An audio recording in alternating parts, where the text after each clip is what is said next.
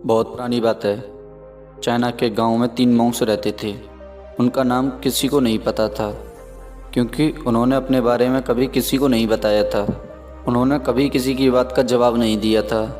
उन्हें उस गांव में 3 हंसते हुए बिच्छुओं के नाम से जाना जाता था।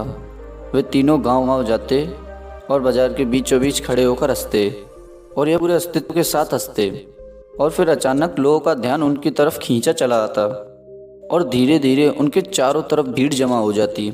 वो इतनी एकाग्रता और संपूर्णता के साथ हंसते कि उनकी हंसी को देखकर सारा गांव हंसने लग जाता। और फिर जब सारा गांव हंसी के समुद्र में डूब जाता तो वो दूसरे गांव में चले जाते। वे ना ही कुछ बोलते और ना ही कोई शिक्षा देते। वो जिस भी गांव में जाते तो अपनी हंसी का ऐसा माहौल बना देते कि लोग अपने दुख दर्द भूलकर हंसने लग जाते। धीरे धीरे चाइना के लोग उन्हें बहुत प्यार करने लगे और वो पूरे चाइना में फेमस हो गए। और धीरे धीरे लोग उन्हें 3 लाफिंग मॉन्क्स के नाम से जानने लगे, और चीन के लोग उन्हें बहुत प्यार करते और उनका सम्मान करते। इनसे पहले और इनके बाद कभी किसी ने प्रचार नहीं किया था कि जीवन केवल हंसी होना चाहिए और कुछ नहीं।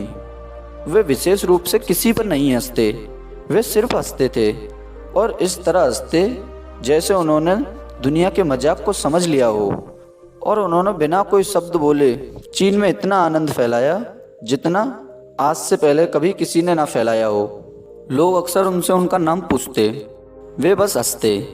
इस तरह उनका नाम 3 लाफिंग मॉन्क्स यानी 3 हंसते हुए बिच्छू पड़ा। पूरे चीन में घूम घूम कर लोगों को हंसाते हुए उन्हें काफ़ी समय हो गया, और तीनों मॉन्क्स समय के साथ बूढ़े भी हो गए। एक रात जब वे एक गाँव में ठहरे हुए थे तो उन तीनों बिच्छुओं में से एक बिच्छू की मौत हो गई। पूरा गांव सोच में पड़ गया। अब पूरा गांव उम्मीद कर रहा था कि जब उनमें से एक बिच्छू की मौत हो गई तो बाकी 2 बिच्छू बहुत रोएंगे। यह सब देखने लायक होगा, क्योंकि किसी ने उन्हें रोते हुए नहीं देखा था। फिर जब सुबह हुई तो पूरा गांव इकट्ठा हो गया, लेकिन दोनों बिच्छू तीसरे बिच्छू की लाश के पास खड़े होकर जोर जोर से हंस रहे थे। ऐसी हंसी जो उन्होंने आज से पहले कभी ना हंसी हो।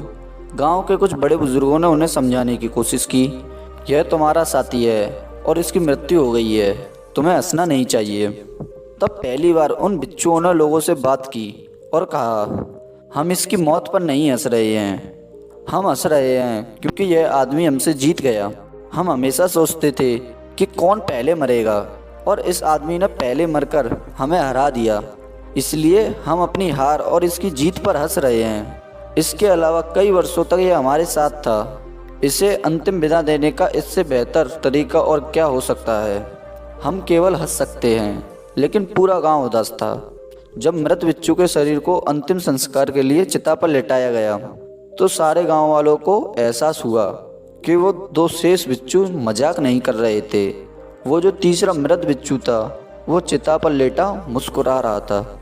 जब उस तीसरे बिच्छू के शरीर पर आग लगाई गई तब गांव वालों को पता चल गया कि उस बिच्छू ने मरने से पहले अपने कपड़ों में कुछ पुराने चीनी पटाखों को छुपा रखा था, जो आग लगने के बाद आसमान में फटकर रंग बिरंगे कलर में फैल गए।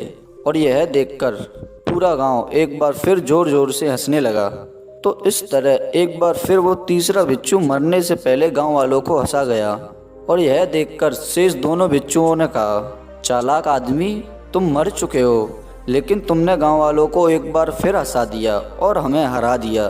तुम्हारे द्वारा गांव वालों में पैदा की गई ये आखिरी हंसी थी।